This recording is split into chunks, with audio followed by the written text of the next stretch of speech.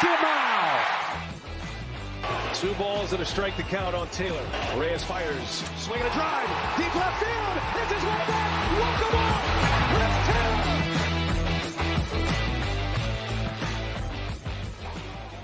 What's up, everyone? Welcome into DodgerHeads Live, presented by DodgerBlue.com, part of the Blue Wire Podcast Network. My name is Jeff Spiegel, joined tonight by Scott Geirman. Scott, after 2 postgame shows in which I think I saw 4 total runs, the Dodgers score 15 tonight, stomp all over the Texas Rangers. Home runs galore. Going to be a fun one to talk about.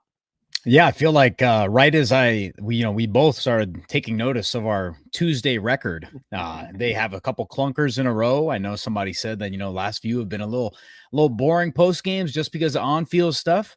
But hey, 15-2, easy stuff for us. Let's get back to the new norm, or the old norm for our Tuesday shows, man. 15 runs on 14 hits, 8 walks, 5 home runs for the Dodgers. An absolute clinic pretty much from start to finish. Will Smith in the first inning, Mookie Betts a 3-run double, and then the 6th inning, which we will get into. We're going to talk to James Paxton, who had a nice start today. Not perfect, but plenty good for what was happening with the Dodgers. Cory Seager getting honored before the game. We'll talk about Gavin Lux, a little bit of an upswing, as well as one of my new favorite trade targets. We're going to get to all that, but let's not bury the lead here.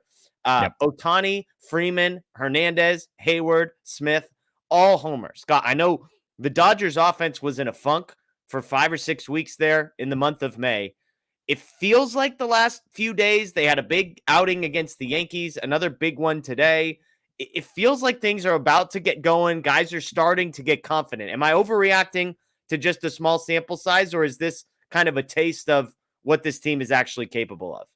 I'd say a little bit of both. I'd say Teoscar kind of fueled a lot of the stuff. He fueled Friday night. He fueled Saturday, Sunday. A lot happened there. Didn't pull away with the sweep in New York. But tonight was a taste of, I would say, when things can click right against the right pitchers, and you just have, they all look, a lot of great approaches from a lot of different guys, which is stuff we'll get into. Lux, good approach there, looking opposite way. But I would say it's a little bit of both. I'm not going to say, this is the offense we can see every night. You have to keep in mind, Orel said it as the broadcast went away. Last 18 games, the Dodgers are 9-9, and that's not because of the pitching staff. It's purely on the offense. But tonight was a plus. It's a step in the right direction, and we've got nothing to complain about today, right? Totally.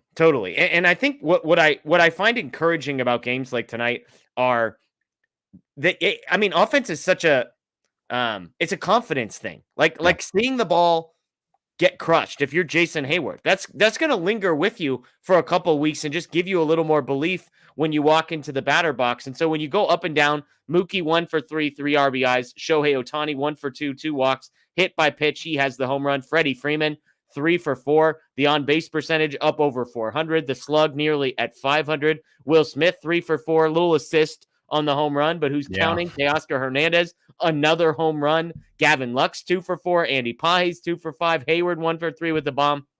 Miguel Rojas 0 for 5. Tough 0 for 5 on a night when the team scores 15 runs. But you know what? Hey, if you're going to have an 0 for 5, I guess tonight is the night. But I'm just looking at even the bottom of that lineup, Scott.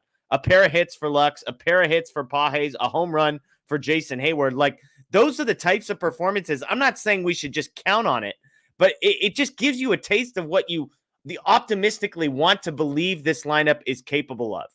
These guys are so electric at the top, and the guys at the bottom, we haven't seen it. And I'm not saying we should expect to see it, but it's nights like tonight that remind you they've got it in them.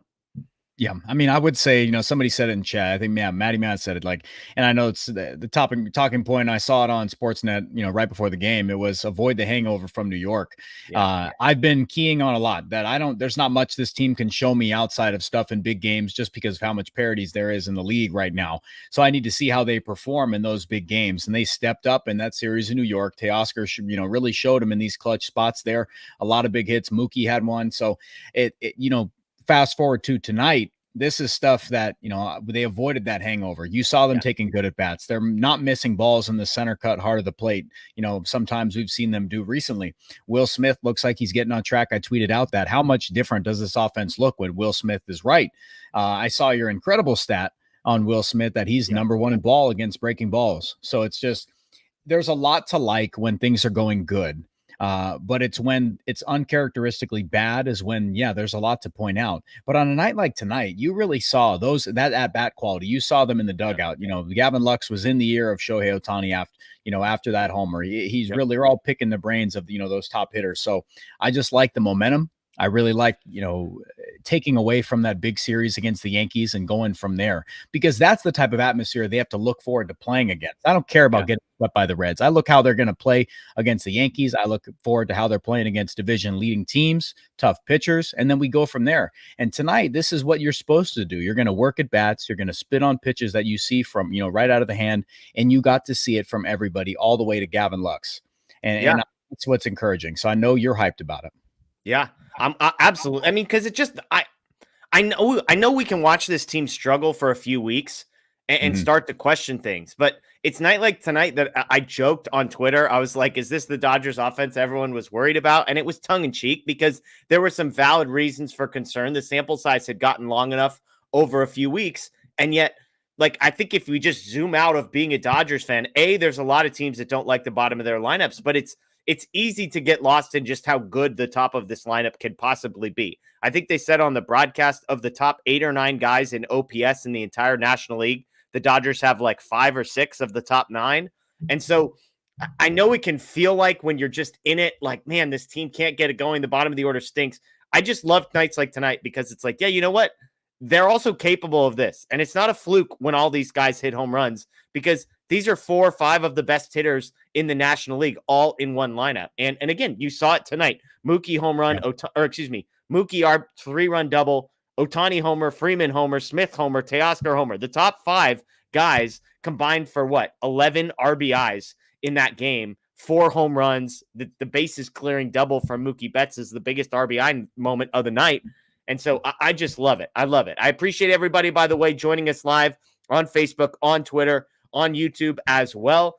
Shout out to Clint Pasillas joining us in the chat. Fun to see you here as well. If you missed any part of this one, it was all Dodgers offense. Will Smith home run in the first inning. A little assist to Wyatt Langford. I don't know if you saw the replay, Scott. It bounced off the wall, could have come back into the field. Instead, it bounced off his glove and then over. So A, looked like he should have caught it. B, he ends up getting the assist on the home run. That felt like, in hindsight, what a perfect summation of how this game was going to go for the Texas Rangers. Yeah, I mean, things click right, and that's kind of how it goes when it goes. And Freddie Freeman had a couple, duck parts, things falling in there, and that's just what it takes. That's ball, and momentum. I saw somebody in there, momentum beat down, and that's just what it is tonight. It's one thing to just scratch a few across against an arm like Dane Dunning, but making him throw 84 pitches, he goes 3 2/3, gets forced out of the game. That's really what you're supposed to do. So it's about building momentum with this stuff there.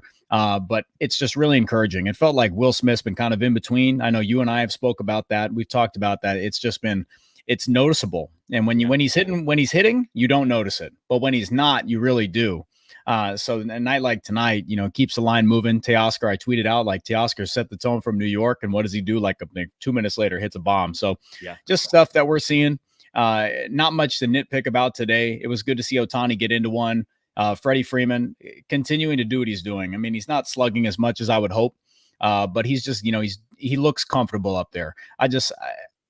I'm really happy I got to see Andy Pages continue what he's doing. I really want to get into him a little bit later on, but Andy Pages has been someone that I'm continuing just to, creep up and on. I know you're on the Gavin Lux stuff and that arrow's pointing there, but later on in the show, I'd really like to break down what Andy Pages is doing and get your thoughts on that. Yeah, absolutely. Absolutely. Smith home run in the first makes it 3-0. Mookie Betts, a bases clearing double in the fourth, 6-0. Kind of a bad luck night for Dane Dunning. The guy gives up 3 hard hit balls all night, gets charged for 6 earned runs. For context, James Paxton gave up 6 hard hit balls in 6 innings and only gave up 2 earned runs, but we'll take it. And then the 6th inning happens. Ohtani 2-run home run, Freddie Freeman solo home run, Teoscar 2-run homer, Hayward 2-run homer. I believe it was the first time the Dodgers had 4 home runs in 1 inning since 2021. And it just, we're texting back and forth. I had joked with you, bro, 1-0 last Tuesday. Then it's 2-1 in 10 innings on Friday. Please, can we get some runs? Well, the Dodgers deliver. I mean, when a team is clicking like they were, and I mean, that Ohtani ball was destroyed. That Hayward ball was destroyed. The Teoscar ball was destroyed. These weren't cheapies. These were absolute bombs. A guy from Texas, I don't even know what his name was. He had to wear it there. Had to serve up some batting practice for the Dodgers. But there's nothing like it as a baseball fan watching a team hit like that and just feel like everything is going your way. Yeah, I mean, I said it to right in our chat. I was like, Bruce Bochy feels like the MVP tonight, just allowing him, Dane Dunning to stay in there, Grant Anderson to stay in there and just throw BP. Yeah, stay to throw BP for a little bit, and that these games you need them. You just need someone to get right, and all about momentum there. So I'm with you. These things have to happen for this, to see who's actually locked in right now. And it's just, there's not much to dissect about it. I wish there was more, but it's just a beatdown. They didn't miss anything in the heart of the plate. So I'm very encouraged by that. That's stuff you have to look forward going, as the more you go into the season there. But yeah, man, I mean, I wish there was more to break down about it, but we can just go up and down the lineup. It's just, you saw the big, the big four really come through. Teoscar's creeping in there. We're going to talk big five. Absolutely. Then, once you get into a position player stuff there, then it gets a little hairy. But seventh inning, man. I texted you. I was starting to doze off a bit. And then he comes in there throwing knuckleballs, and I was it. But Paxton, I loved it. It was so slow. Paxton for a second. Can we talk Paxton? Go for it. 6 innings, 2 hits, 1 earned, 2 walks, 2 strikeouts for Paxton. Pitching to contact. I mean, he's going up there throwing 2 pitches, guys. Like he's going up there throwing. He was primarily 4-seam knuckle curve tonight. Didn't blow anybody down. Wasn't doing that. Just missing barrels, getting some good luck stuff. And that's just how it's going to happen. I talked about before the year that he was just going to be an arm that they lacked last year. They just really did. They just didn't have an arm that was consistently in there. He wasn't spectacular. Wasn't terrible. Was just going to go eat you some innings. But it was good to see him get some run support so he could just keep filling up the zone. And I enjoyed somebody joked about how Glass now is going to be pissed because Paxton's getting all this run support and where's his? Yeah, it's fair. I mean, what did you see from Paxton? Because he's such an interesting case study. Paxton is the ultimate nerds versus old school baseball stats guy. You've got the Matthew Morenos of the world who are going to look at that win-loss record and just try and get the guy voted into the All-Star game. When you dig a little deeper, it's yet another game. The whiff rate only 16%, not getting any swing and miss, giving up a decent amount of hard contact as well, not getting a ton of called strikes. You mentioned pitching to contact, 2 hits, 2 walks, 2 strikeouts. I mean, he gets the job done. So I'm not disputing that. But what do you see from him? Because it's hard for me to do anything more than applaud what he did tonight while not going on and saying, hey, I think he turned the corner and figured something out from sort of the rough patch he's been in the midst of. Where are you at on Paxton? Yeah, I mean, he's not going to strike a lot of guys out. That's the same reason why we don't include him much on our postseason rotation stuff. It's because, you need innings eaters, and he could throw, of his 87 pitches, he throws 51 strikes tonight. You saw a lot of guys in that Rangers lineup. They'd be ahead in the count, 3-1, and you'd see them expanding on a fastball way above the zone. And that didn't happen just once. So it's just, he's extending the strike zone for hitters, and it was a good bounce back. He's not spectacular, but he's going to go out and he's just going to quietly get it done. Of course, like people are going to rip him. And I see people talking around the chat. It's just not everybody's going to be the best, but he's got a sub-4 ERA. He's a solid signing for what he is. He saves your bullpen. He goes out there, gives you 6 innings. For what the Dodgers got him at price-wise, he's perfect for this role. He is exactly what the Dodgers need, and a lot of teams around Major League Baseball would die to have a James Paxton. You can clip that, send it to Blake. He'll put it on a loop on one of those photo frames in his room. Teams around Major League Baseball right now with how pitching is would die to have James Paxton. I've said on this show, I wouldn't be surprised if they traded James Paxton because there's probably a team out there that would give him something of value for James Paxton. And if the Dodgers a month from now have 7, maybe even 8 guys that they trust and they can unload Paxton, I mean, I would trust Landon Knack more than I would trust James Paxton, but just because of options and salary, you can't really make that move. So if you can unload Paxton for a Nick Nastrini type, shout out our guy Blake, who loves that trade more than anything else in his life. Like, why not? Right? I mean, because I'm looking. I mean, you don't need to do that. But I hear you. Strikeout per 9 is it's not awesome. And this is a guy who has struck out more than 9 batters per 9 innings in every single season dating back to 2017. Even last year, the first time he subbed 10 since 2017. It was 9.5. He's down to 5.5 this year. Yeah. I mean, I'm with you. Hey, that's an idea I bet a lot of people haven't thought of. If it gets to the point where they feel they have enough guys coming back, Atlanta Knack's been solid. He's been good when he's been up in the league. So it's an arm I'm sure they wouldn't mind just calling back up and say, hey, teams, we got James Paxton here, that big Pax. Yeah. He's able to go out and just, if you can get something for James Paxton, you do it. Absolutely. You know me, you know us. We love us some Landon Knack. I hadn't thought about that. I haven't thought about trading James Paxton. I'm just thinking like the way look, think about where the Dodgers were at, how desperate they were for starting pitching depth a year ago, that they gave up something for Lance Lynn. Now, Nastrini has been awful. If you haven't seen his numbers, awful. Okay. But like he was something. So who knows? One other thing, we kind of teased it in the title, and I thought it was a really fascinating story. I want to talk before we move on from this game and get to Cory Seager and some other stuff. Yeah. I want to talk Gavin Lux. You want to talk Paul Hayes. Let's start with Lux. 5 hits, his last 7 at bats. I joked the batting average way up to 223, Scotty. 223, baby. We're nearing league average. Couple 98-mile-an-hour hit singles today. The 2 outs were loud, 92, 94 mile an hour. But what was interesting to me was a story that Joe Davis just kind of made in passing. And I don't know if folks that were in the chat watching that game caught this, but he basically said a couple days ago, Dave Roberts pulls Gavin Lux into his office and basically says, hey, bud, I got your back. Like, you're not going anywhere. I like your approach. I believe in what you're doing. And I've got your back here. And for me, it was just a fascinating, because we talked like a week or two ago about how before the season, there was this, hey, 150 at bats, we'll evaluate. Obviously, it hadn't been very good.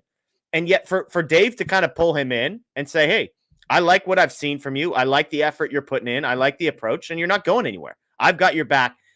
I'm not saying it's like A plus B equals C, and now he's 5 for his last 7.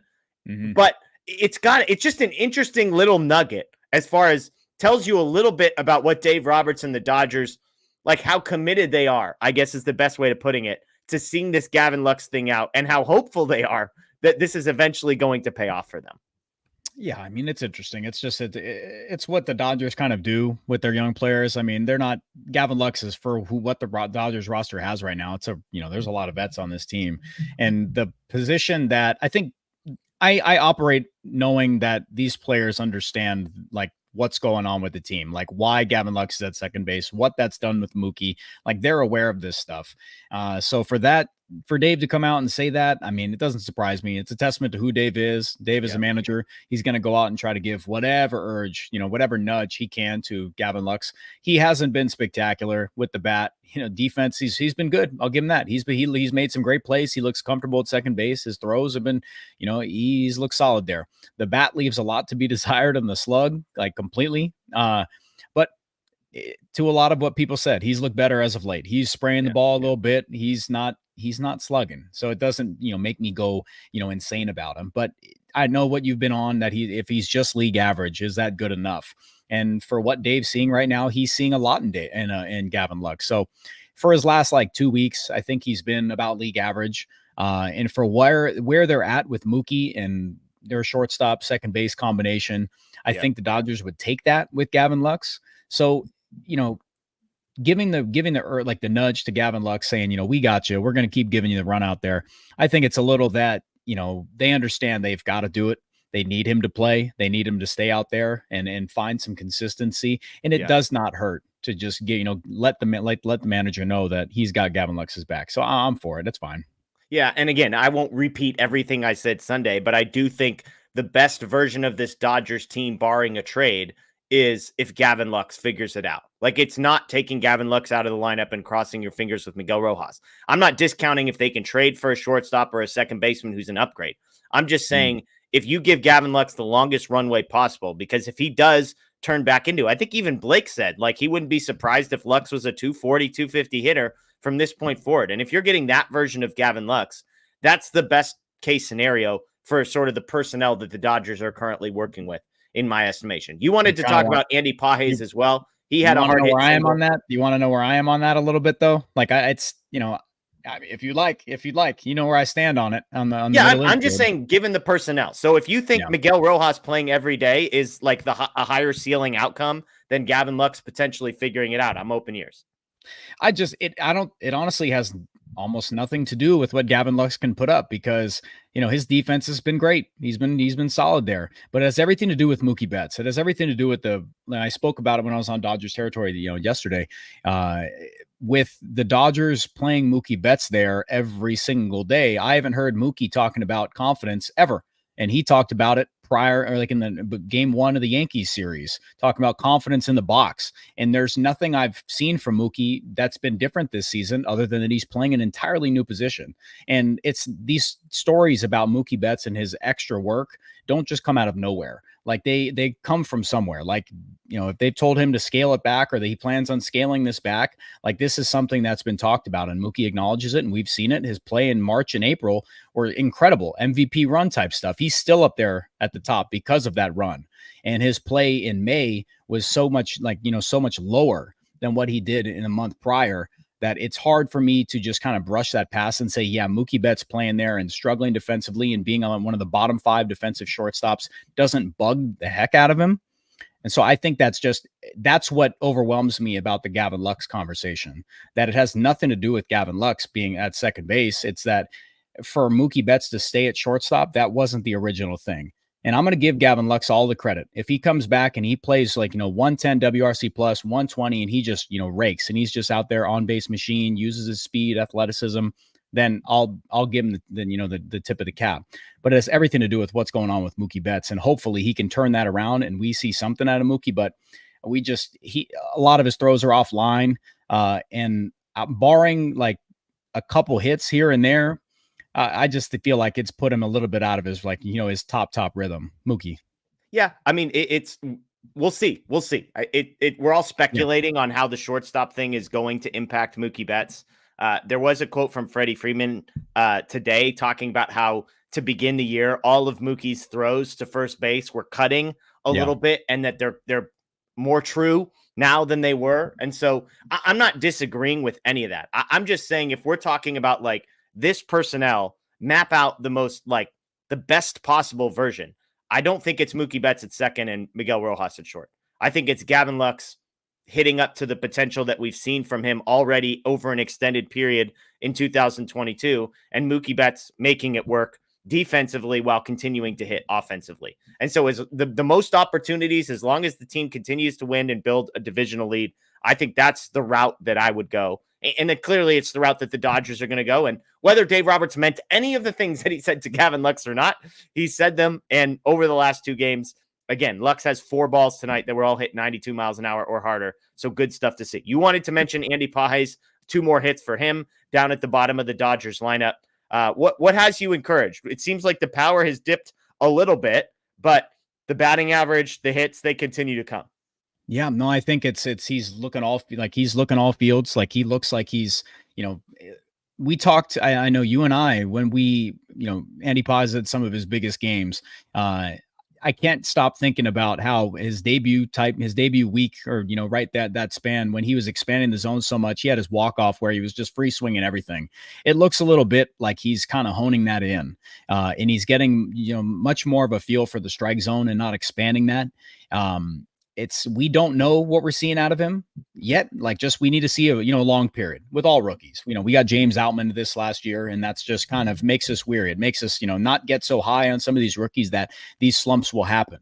But this response from Andy Pages that, he's kind of bringing that back in, and that he has that power in him, but you don't always have to swing so hard. You don't always have to do that. And I know it's such a cliche thing. Yeah. Okay. You don't have to put out your A+ swing every time to get on base. But I know somebody said in chat, he looks a little more hitterish. He looks like he's feeling more comfortable in the box. Shout out Matty, man. Yeah. I'm with you. He looks like he's got a different mindset right now, a little more confidence. And that's big for him. Coming up here, pitchers adjusted to him. I feel like he started to adjust back. And just like you said, 2 hits tonight. It just looks good. Defense will come, tough play there in New York. But overall, we need, the Dodgers need Andy Pages to be productive in center field. They really do. You can't keep running 2-man platoons out there with a couple guys just not producing. So Andy Pages' turnaround, it has me really, really encouraged. So if you can, we want to talk, people keep asking for us to do a trade, like a trade, promo video come out soon here, Jeff. If we can shorten that list because of Andy Pages just finds a big run. That's big for the Dodgers. So he's a weapon. His speed's a weapon. He's got to learn how to slide. Let's not act like he doesn't, but he's a weapon for sure. Yeah. So I'm very encouraged. And I think a lot of people in chat, like, Pin Sandy, I'm with you. Like Aaron, let's do it. So I hope they said before he got called, right when he got called up, like they're going to give him this run. And I'm very happy. I'm very happy that they're doing that because it's just, he's responded really fast and it's just can be nothing but encouraging stuff from him.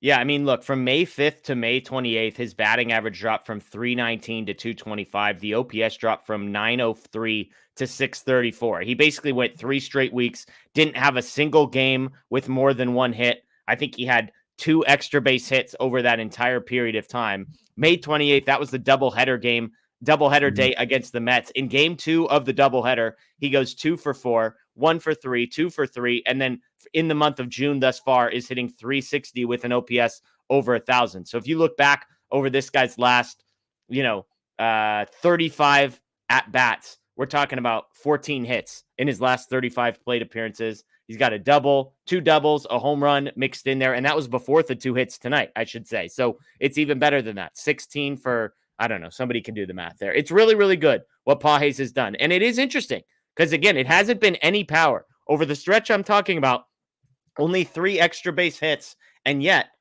he's getting the job done. And the bar is low. I mean, the bar is low for a guy at the bottom of the order. Like, my joke has been, I don't need bats I like, I need bats I don't hate. And right now, Andy Pages is a bat I don't hate. I think it looks a little better.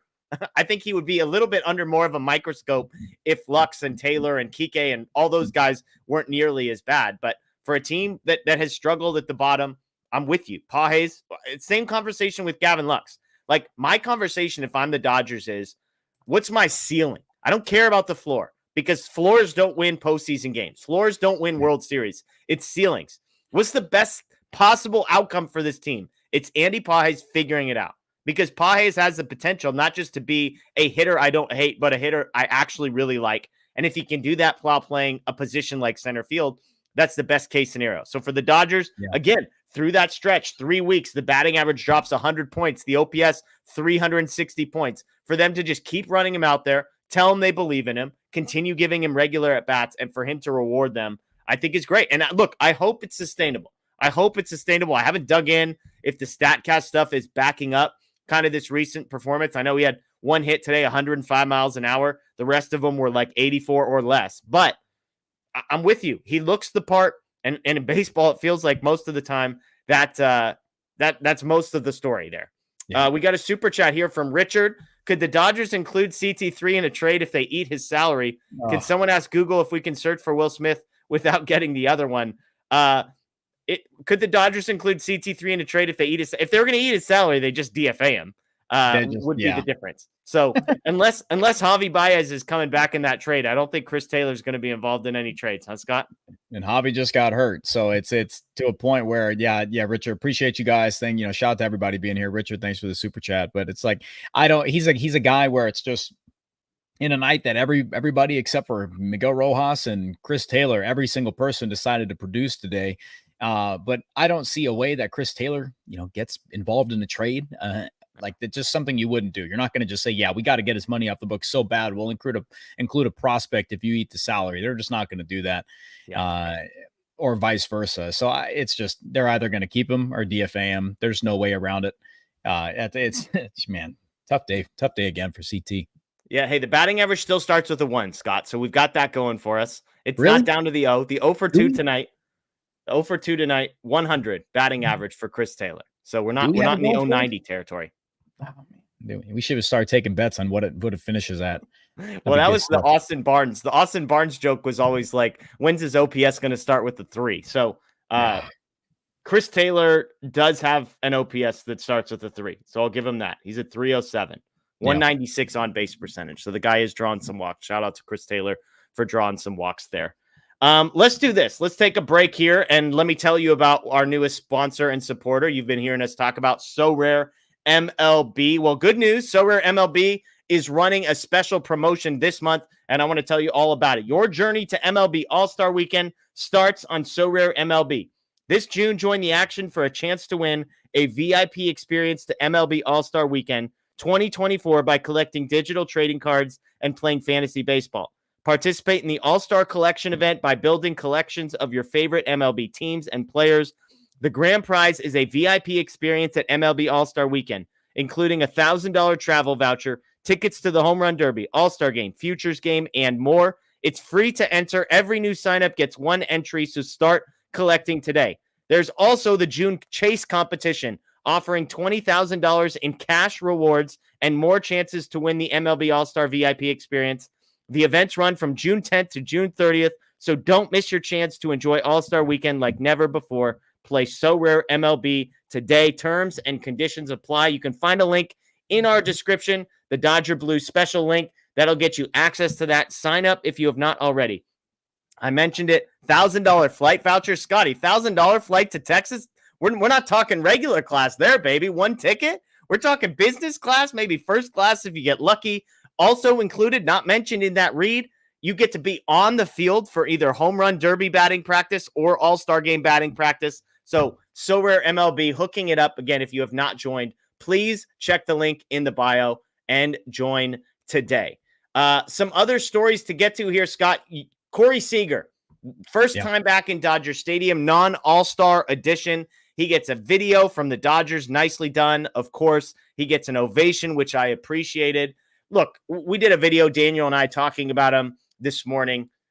I tweeted, this guy is the single most responsible person for the greatest sport moment of my life, which is the Dodgers winning the World Series in 2020. He's a king forever. Glad to see Cory Seager getting honored and hope that he's one of these guys that when it's all said and done is back around Dodger Stadium and sort of gets to enjoy life as a true Dodgers legend.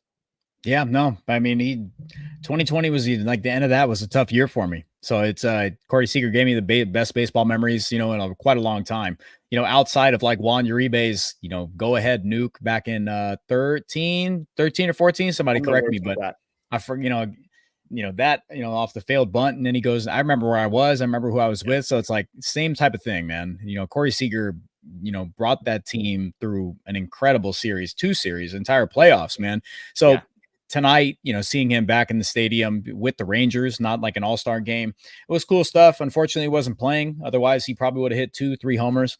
But yeah, we all miss Cory Seager. We all know that story. We all know the saga, contract stuff. We don't have to get into any of that. We don't need this. Chat, don't do it, please. I don't want to see anybody going ahead. Yeah. Let me ask you this. When you think back to 2020, Cory Seager's the first guy I think of. Who are the other guys on that list? I'm not talking about like individual players, but like who are the guys who had the moments that are etched into your mind in 2020? Because Seager's number 1 on my list. I wrote down 3 other names. Oh, I got okay. You Belly for Belly's sure for me. He had the biggest Belly, hit. yeah. Yep. Game 7 home run. Honestly, this is going to be. Somebody said Dylan Floro, great pull. Absolutely, that strikeout was massive, and people forget. But honestly, Kike, dude. Kike's homer was just ice. Like it's those moments where it's like you had to do it. Like you had to come through. You had to come through. And for me, it was right there. It was Kike. That tied the game, right? Like I think that homer right there tied the game off of was that Matzik or was that somebody pull that, please? No, because Matzik was the Seager home run. I think Daniel mentioned that this morning. Yeah, well, anyways, but unless Matzik gave up multiple, very possible. If it is, no, it wasn't. It was the other guy. It wasn't him. It wasn't Matzik. It was Minter. Yeah. Yep. So so you got Kike. He was on my list. Julio, closing out all the big games. He's the other guy, and then the 4th one on my list was Betts. I mean, the catches, the 3 catches that he had in that one series were, or I should say, the last 2 series, insane. So Seager, Bellinger, Urias, and Betts, the 4 that I mentioned. You've got Kike in there. Dylan Flora, I love that pull. Matt's trying to bait me with an Austin Barnes reference there, although he did. We know he got the hit off of Blake Snell that knocked him out of the game. I know, but I'm forgetting that one. Anyone else jump to mind for you, Scott? I mean, that sequence You there. Walker Buehler game 6, I see in the chat against the Braves. That's another good one. I mean, it's going to make me go back and watch the movie, like the Oh yeah, playoff run movie. Like that stuff's chills, like that type of thing. Belly was big, Jock, same type of stuff. Nails against Glass now, dude. And like that's that's why right when they traded for him, I was like, okay, we know Glass now is good, but we also know when he can falter, and it's just because of Jock and people just teeing off on stuff. So, I mean, JT's had a couple homers there, so it's. It was a collective, man. Like that World Series run was a collective by so many different guys, like big time. But it was really cool. Like Blake Trinan had a huge save. Like it was everybody. It was honestly everybody. That's what was cool. Like, Cory Seager carried. Like there was a lot of big performances, but there were moments for everybody. And that's why it became so special. Like 2017, special team. We'll never get another team like that in our entire lives. Don't care. 2020, same type of stuff. Everybody contributed. Yeah, Seager, only the 8th player in history up until that point to win the NLCS and World Series MVP. He hit 400 with a pair of home runs in that World Series. But the Bellinger home run in Game 7 of the NLCS, right before he dislocated his shoulder, is an all-timer. I mean, literally the biggest hit in the biggest game. Of course, it wasn't the World Series, but that homer. But Cory Seager, I joked tonight and said, the Dodgers honored Cory Seager by every single Dodger hitting like 2020 Cory Seager for an entire game. That's what it felt like. Every time he came up, or Freddie Freeman for the Braves, it felt like the ball was leaving the yard at some point. So shout out to Cory Seager. Shout out to just being an awesome guy, being a Dodger. I joked that it was ironic he was unavailable to play today with hamstring issues. I like the fact that he was there and not playing against us. I don't want to see Cory Seager in Dodger Stadium in another uniform and actually hitting baseball. So I liked it exactly where he was at in that one. All right, one more topic here I wanted to get to, Scott, before we get to some questions. I posted this on Twitter. We get asked all the time, top trade targets. You've identified yours. You're a Lou Bob guy, Luis Robert. My guy, I read in an article today about Jim Bowden. Jim Bowden says that Brent Rooker of the Oakland A's is, quote, expected to be moved this deadline. As soon as I read that, I was like, I'm in. I found my guy. He's got some flaws. We'll talk through them. But here's the case for Brent Rooker. Here, let me give you a little bio. This is a fascinating story. I don't know how much you know about this guy's sort of the journey to Major League Baseball, but it's pretty crazy to think I'm about to talk about him in the way that I am. 35th pick back in 2017, works his way through the minors. 2020, he debuts with the Twins. 2022, traded to the Padres in the Taylor Rogers, Chris Paddock deal. So I love the fact that the Padres had this guy. 4 months later, the Padres trade Brent Rooker to the Royals. He gets DFA'd.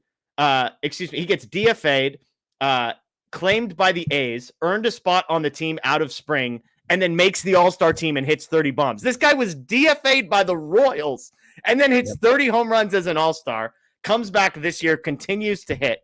He's got 3 years of team control after this one, not even in arbitration yet. Arbitration starts next year. Savant is the stuff that gets me excited. You look at this guy's page, there is a lot of red, and I am talking dark red. Last year, 93rd percentile barrel rate, 91st percentile hard hit, 85th percentile expected or exit velocity, 80th percentile expected slugging.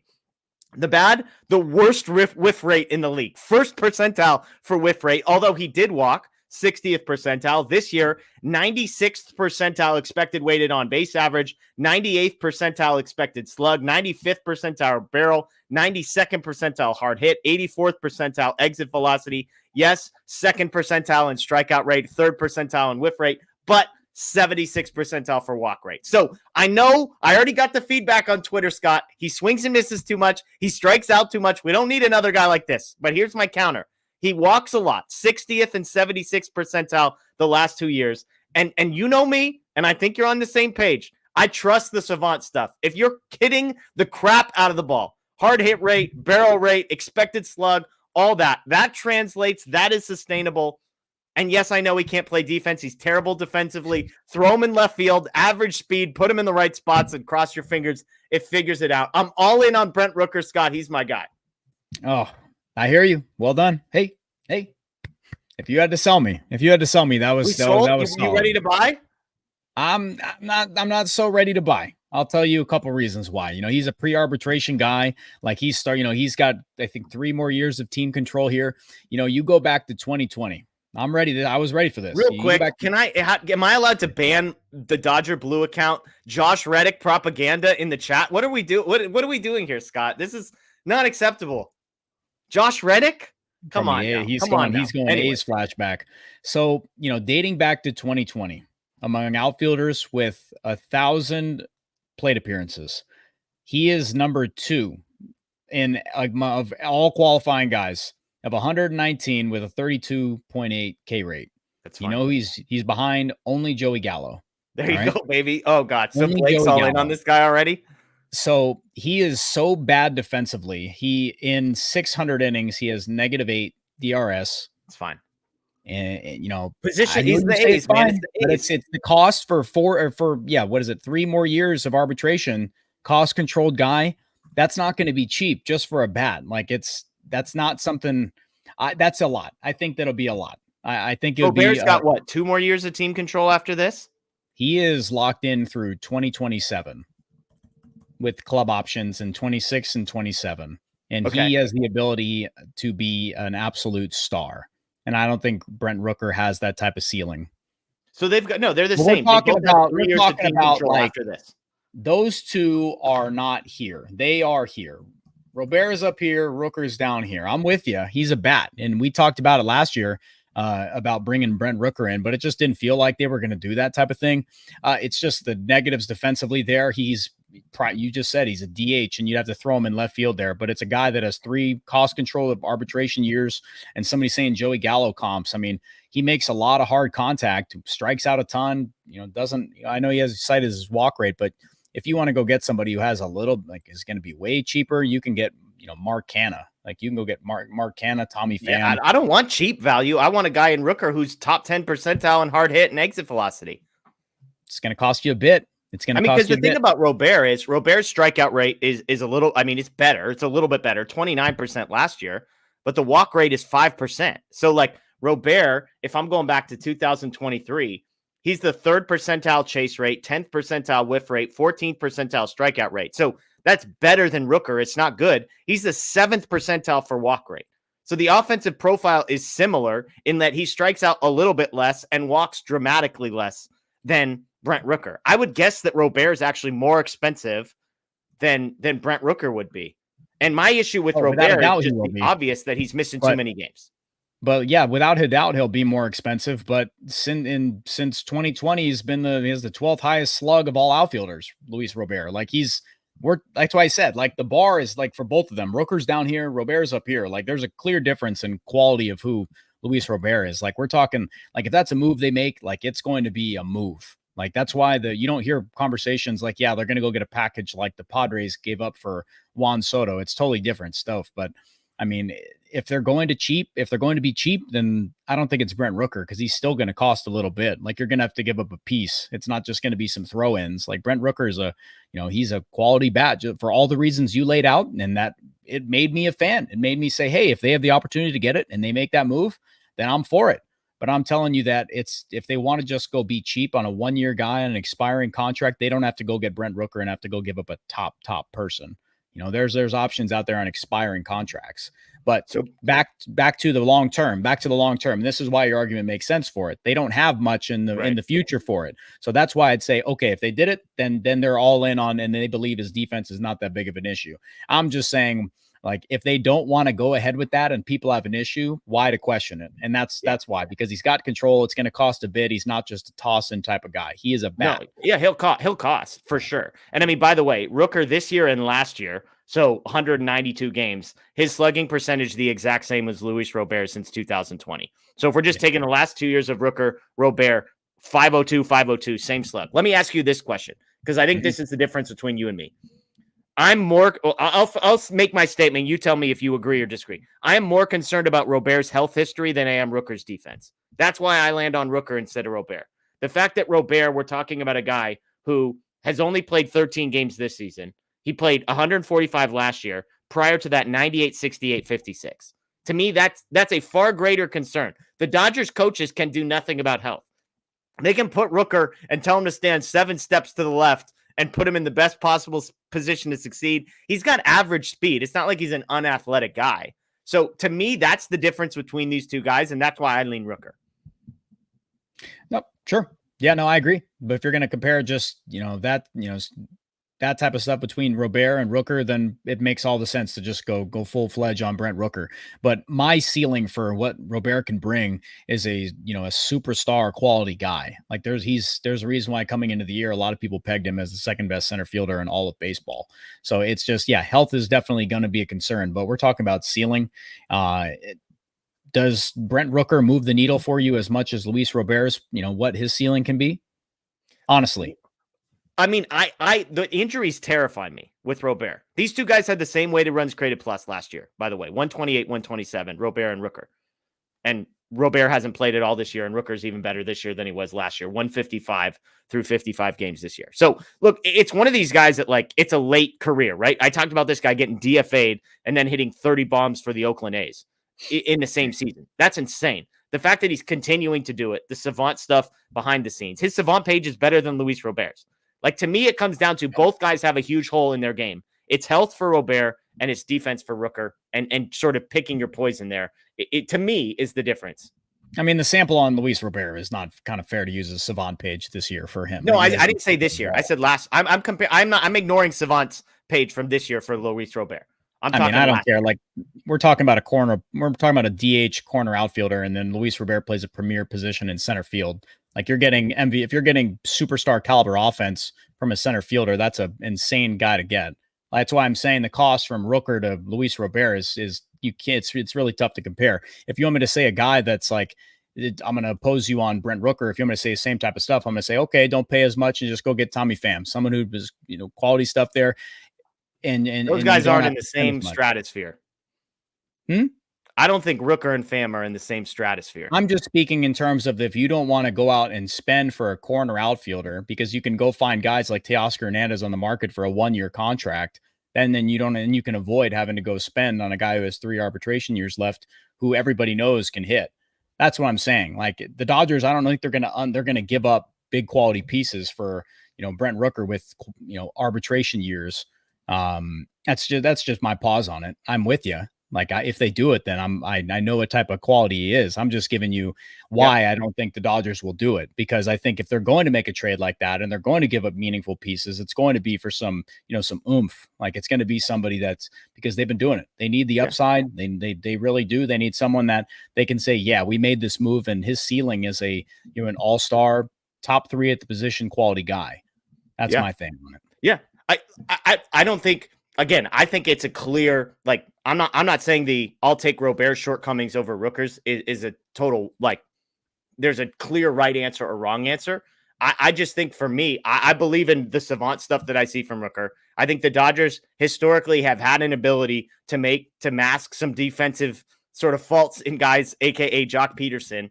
And you're getting a guy in Rooker that's basically a Jock Peterson that you don't have to platoon and take off of the field one day versus the other. And I do think if you're the Dodgers, you want to go out and get a guy who's got 3 arbitration years, because if you're paying everybody else, you don't want to have to keep going and giving $25 million a year to Teoscar Hernandez in the corner. Or if you do want to give Teoscar $25 million, you want the guy playing the other corner outfield to be in his arbitration years for the next 3 years, and your center fielder, whether it's Pages or Outman or whoever, to be in his arbitration years, so that you're spreading out some costs. So a name to keep an eye on. I just like the savant stuff. All of your concerns are fair. The defensive concerns are fair. You make a totally valid point that Robert, we're not comparing to like bad defense to average defense. We're comparing it to elite defense. Robert, 97th percentile in fielding run value last year. Of course, like you said, playing a premium position. Now, they have a couple guys who can play center field, so that isn't necessarily a huge quote-unquote need, but you're not going to turn it down if it comes up. If it's me, Dodgers lineup I'm looking at, and we're talking about a guy who's going to be hitting 7th, I would just rather take the guy who I know is going to be in the lineup a little bit more consistently than the guy I'm not entirely positive 3 months from now what the health situation is. But I think both are intriguing options. Both are names that I'm sure we'll hear pop up in trade conversations a lot over the next couple of weeks. Let's get to some questions here. If anybody's got questions, feel free to throw those in the chat. Matt, I love Matt. There's a lot more to players than their savant pages. I love that. Big James Paxton guy. Yeah. I mean, my thing about Luis Robert is that it's just the upside of having, he can ride, like, he's a star quality player. And I believe in the caliber that he can be. And it's just, there's a reason why he's so highly sought after and why teams didn't make a move for Brent Rooker. Maybe it's the A's having pause, but it's the fact that Luis Robert will be, there's a reason why he's going to command such a huge package from some team.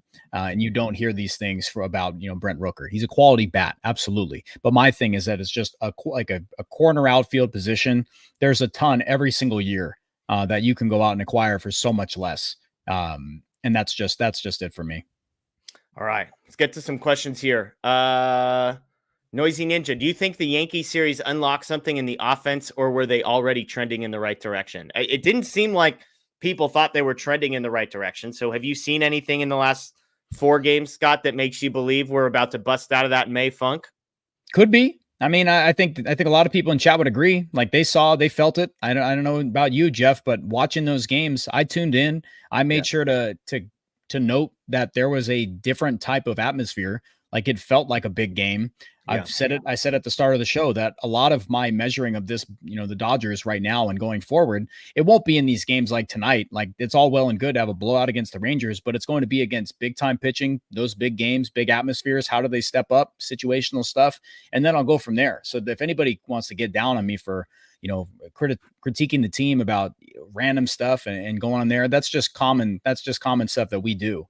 But against the Yankees, there was a clear aura around the series. There was a different type of feeling for it. And taking 2 of 3 in that series, the pitching stepped up. It's not just the offense. Like they both have to play pitching, defense, offense. Like the pitching held it down. The offense stepped up when he needed to, and they took 2 ball games.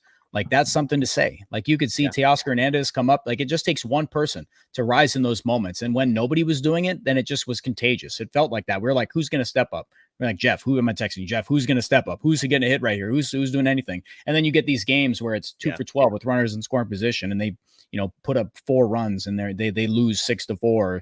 They put up 2 runs and the same type of thing. So against the Yankees, I really believe that those type of moments can boost the team and give you that confidence that these spots that what to look for. Teoscar didn't just have, little dribblers. Like Mookie had a big hit. He had a big game-tying double. Teoscar had multiple big moments where he put the ball out of the ballpark. So it's like, it's not just fluke stuff. Like they powered their way in clutch spots, which is why, like, I'm very high on that. I think that it matters a lot. This type of season, it matters a lot. So, Noisy Ninja, thanks for the question. Yeah, I absolutely think it could have done something, especially in those moments, for sure, looking forward. Yeah, second game of that series, they put up a big number. Luis Gil, best pitcher in the American League, comes in the next one, and the Dodgers get 3 runs, chase him before he can complete 6. He had 7 consecutive starts with 6 or more innings pitched. He gets chased. 5 strikeouts was his lowest total since May 12th as well. So Dodgers just able to get to him, his 5 hits. Only time he's allowed 5 hits twice, dating all the way back to April 26th. So it wasn't a big number in that third game, but it was who they got them off of. They come in today, and again, everything starts to roll. Larry wants to know, if Kershaw is healthy, but his performance struggles entering the postseason, do you think the organization would have the guts to leave him off the postseason roster? So again, the premise here is Kershaw's back, but he's bad. Do you think the Dodgers would have the guts to leave him off the postseason roster? I think so. Yeah, I think they would too. I mean, if he's been bad, and that's the premise of the question, then I agree with you. Like bad is a whole different thing. If he struggles, like if we're saying struggling is bad, I think so, Larry. Like, thanks for the question. Shout out to everybody in here. Yeah, I think that would be one of the toughest things they would do. He would be with the team for sure, but I think Kershaw is one of those guys that if he's like bad, he'll understand. Like he wants to win a ring. Like he understands what like a playoff run and a big like this type of team can mean to the organization and the fans. I don't think he would just legacy himself into saying I'm on the roster, and I don't think he I don't think that's something he could do anyways. If they tell him what's best for the team, I think Kershaw would abide by that. But I don't think he's going to be like. Frankly, Jeff, like we all can be skeptical of what Kershaw is going to be when he comes back. But I don't think he's going to be to the point where he's just unusable. Like, I think Kershaw is going to be still a quality arm. I just don't know what he's going to give us in terms of stuff yet. We just haven't seen it. No, I'm with you. Look, I keep saying it. I'm the guy that I'll hold on hope far too long. But my point on Kershaw has been consistent. He's literally never been bad. Like, go look at his stats. Everyone thought he was bad last time around. You'll be surprised to find out his ERA last time we saw him started with a 2.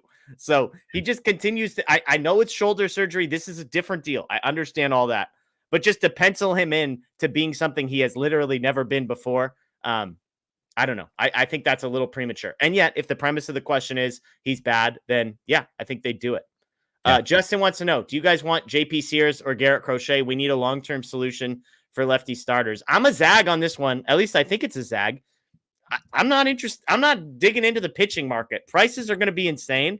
Dodgers got the pitching they need. I know that's blasphemous to say. You can always get better, but they have tons of pitching now. Yep. They're going to have tons more pitching next year, so they don't need long-term answers there. So if it's me, I'm sitting out the pitching market unless it's trading James Paxton.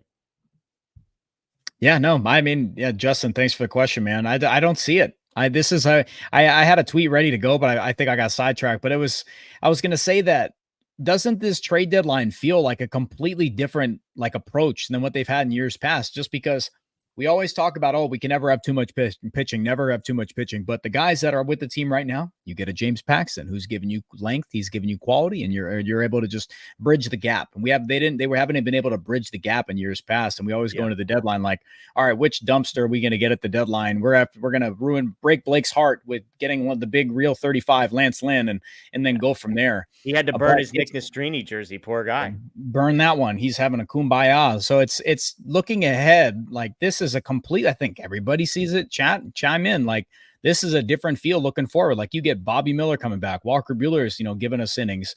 Clayton Kershaw is on his way. You have Landon Knack, waiting in AAA, just staying fresh. So Gavin Stone, I wish we had time to talk about Gavin in game 2. We against the Yankees. We didn't even do it. I wish, but it just feels like they have enough. Like they have enough right now where it's like you can curb the market and you can go somewhere else before all these other big teams that have multiple needs in terms of the rotation and a bat. You can get ahead on that. So I'm not worried about pitching. This I said it before on another show, like on Clint's show. Like I think this pitching staff can win you a ring. Yeah. Like I feel that confident in this staff. I agree. Shout out to the chat. We got 1,300 plus people here on Facebook, on YouTube, on Twitter. As always, much appreciated you joining us. We'll get to a few more questions here. Hallelujah. The vibes are going to change here just momentarily. Thoughts on Evan Phillips' usage, not against the Yankees, but in a blowout. Dodgers up 15-2, and Evan Phillips comes into the game for the 9th. Hadn't pitched since June 6th, so 5 days since then. I thought it was a joke when Blake texted us that he was warming up. Yeah. I was like, maybe he's just getting his work in the bullpen. Surely we're going like Kike Hernandez pitching here, Austin Barnes pitching here. No, it's Evan Phillips. I get it. He hadn't pitched in that long. You got to get him into a game, off day yesterday, yada, yada, yada. It's just a bad look. It's just a bad look when you don't use him at all in a Yankees series with a day off. Like, why not just throw him in game 3 of the Yankees series? Keep it close. If you've got the day off on Monday anyways. I don't know. I don't have many answers here, Scott. No, it was ridiculous. Like that game against Pittsburgh, like there was absolutely zero reason. There was zero reason for that to happen. Like there was no reason to bring Evan Phillips into that game. And he goes out there and I think he faces 7 hitters or something like that. Somebody can quote me on. I had just had it pulled up. He faces 7 hitters, gives up 3 earned, and then he doesn't pitch until tonight. It just seemed ridiculous. I was waiting for him to come in against the Yankees. Dave Roberts' bullpen usage in the Yankees series was just weird, just completely weird. Yeah. They were worn out. The pen was thrashed heading into that series, so he got a little bit of pass. He did a good job in game 1 of that series. Game 2, the blowout, but yeah, I mean, look, said anything. I shouldn't have said anything, guys. Come on, we're not doing this tonight on Dave. Like, just it was peculiar. They took 2 or 3. I'm not going in on it. They held it down. We are lucky. We are very fortunate that I think almost everybody in that Dodgers bullpen is cooking right now, including Yohan Ramirez. Like he's been fine for whatever people say about him. He's done his job, but it just, what the heck are you doing using Evan Phillips against the Pirates? And then tonight it's just, whatever. All right, let's bring up the vibes a little. Blake wants to know what's Scott ordering from Panda Express tomorrow. $5 Panda plate. Somebody else say it. I'm not going to Panda tomorrow. You want to know my order? What I used to order? I haven't had Panda in a long time, but you want to know what I used to get? Yeah, let's hear it. I used to just go clear, full blown chow mein. What is it? Black pepper chicken and orange chicken. That was it. Okay. Sign me up. Yeah, I'm with you. I'm a half chow mein, half fried rice. Okay. Got to go orange chicken. second entree rotating. I love beef with broccoli. Sometimes a little bit too much broccoli in there, though. They're heavy on the broccoli, light on the beef, depending on the day, depending on how revenue looks that quarter. Kung Pao chicken, always strong. So that's what I got. Blake's, I think he's a double orange chicken guy, if I remember right. So, but I don't, man, it doesn't taste too good to me. I won't lie. Sorry, everybody, if you love it. Vincent wants to know, Bellinger reunion? What do you think? It's possible. They've shown before that they have no issue bringing back former players. Like, they really don't. It's a couple opt-outs in there. Like, it's a deal that you could see. I don't know how much they're going to do it if the Cubs are willing to sell. Like, sure. Yeah, Vincent, thanks for the question. Can I ask you a crazy question? Hit me. Are you ready for a crazy question? We're at the hour mark, so I'm allowed to ask you this. Yes. Are we sure Cody Bellinger is better than Andy Pages? Both are 760 OPS guys right now. The Savant page isn't kind to our guy Cody. I think it would move. I think it would feed generations if Cody was brought back. What does that even mean? I think it would. Everybody else knows in the chat. It would move mountains. It would move continents. If Cody Bellinger, significant upgrade over Andy Pages. I wouldn't hate it. I would love it. You're not answering the question. Is he a significant upgrade over Andy Pages? Does it need to be significant? How significant? You tell me. Upside, Upgrade, not significant. Insignificant upgrade. That's Scott's final answer. It would be significant. Sure. Okay. I will say that, yes. I think it really would be. Like, it would bring some balance. Like, it really would. Like, he's a very dynamic player. Like, Cody Bellinger figured something out. Like, it instantly moves. It's just a matter of, if you're able to get, it frees up center field. Then you can just go pencil him in. You're getting a platinum glove type of fielder out there. You don't have to worry about it anymore. Take the pressure off. Let Pages play left field. Then Jeff, it's all about just whoever they get. I don't want to have to worry about any two-man rotations. You just let Belly play left, first, right. I don't want to worry about platoons. Like, that's what I want to eliminate. Like, it would be big time if they were to do it. It's a contract it's a lot of flexibility in there, player options, and he would opt in each. But sure, if they did that, that'd be a big deal. But again, it's a commitment. It's a 3-year commitment. But I don't know how much it would cost. I really don't think it would cost that much. People think it would be a lot. I just don't think it would be that much. I'm trying to see. I mean, I'm looking all the expected numbers. Pages better than Bellinger. Barrel rate. They can both better than Bellinger. What's that? Start them both. Let's do it. There you go. Yeah, I'm just saying. Nick wants to know uncertainty in the outfield for 2025. Well, not after they trade for Rooker and Robert. They're going to have it all dialed and extend Teoscar. But should the Dodgers make a serious run at signing Soto?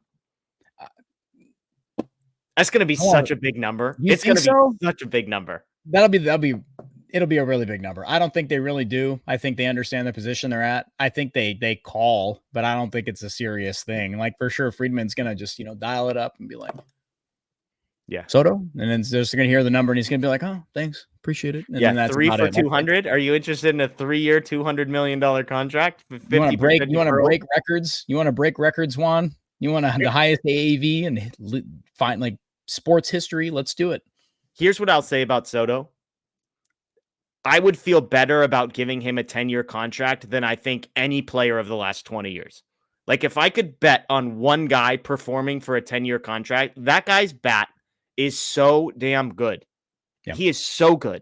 I'm not saying he's the best player ever, although he might be. He's close. He's fun, right? Outside of Ohtani, he might be number 2. But I'm just saying total package as far as concerns. I know the defense isn't there.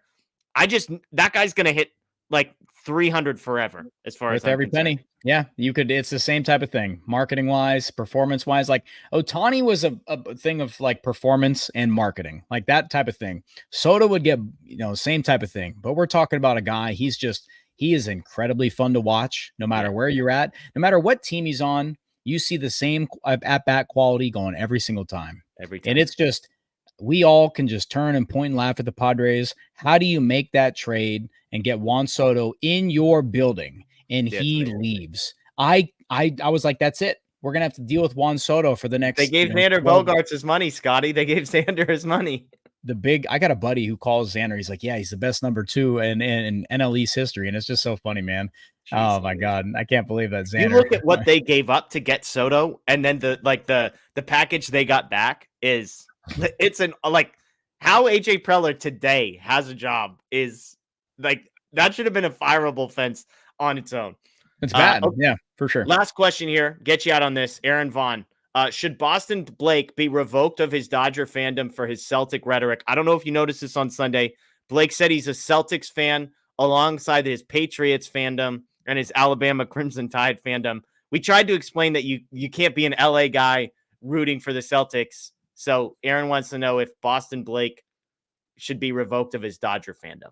Well, for one, Blake doesn't watch basketball at all. He thinks it's stupid. Like, then anytime if he says anything about like Alabama, like he says he's a Clippers fan and a Suns fan, everybody just Blake, man. Yes, Blake is banned from Dodger fandom for like 48 hours. Are we cool with that? I think everybody, if you agree, say yes. Like, just put it in chat and we'll take that down. He's a confirmed fraud. Correct. Yeah, Blake is Drake. That's another good one as well. Look, it took Daniel like 18 months to just believe Blake was even a real person. The things that he says and tweets and believes, it's like, Blake himself is there you go. He's so funny. Blake himself says yes, can't be a Dodger fan for the next 48 hours. All right, folks, we appreciate you joining us here. A fun one. Again, Dodgers win 15-2. We appreciate you joining us. That's Scott Geirman. I am Jeff Spiegel. If you have not already, please subscribe, ring the notification bell. Got some great content, a super fun interview that's supposed to record tomorrow, post on Thursday. So stay tuned here. Subscribe, ring the notification bell. Make sure you get in on that one. If you're a podcast person, Apple, Spotify, and Google, find the DodgerHeads podcast as well. Friday night show, TBD. A couple folks moving around out of town, so stay tuned on that. But I will be here with Blake on Sunday on Father's Day, celebrating what I hope is just a string of Dodger victories. So that is Scott. I am Jeff. Enjoy the rest of your night, everybody. And as always, go Dodgers.